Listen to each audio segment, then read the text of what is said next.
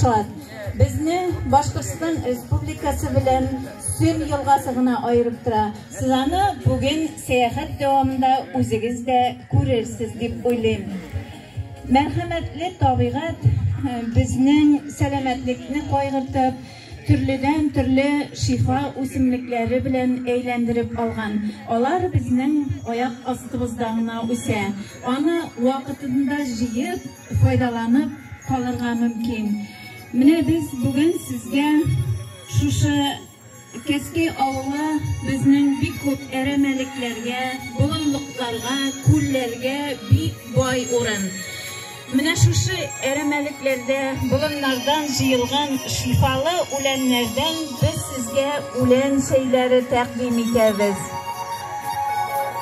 Элек-электен самауырлы емдерек, самауырда қойнаған şey тәмдерек саналған.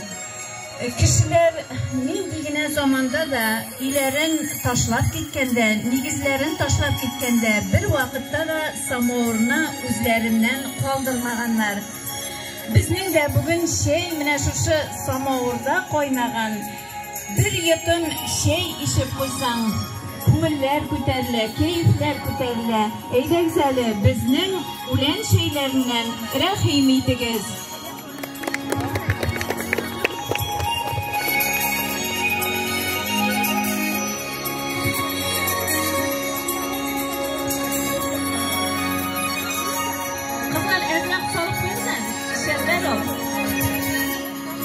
Mında indi bizning mütnük şeyi var, metruşka, yubka,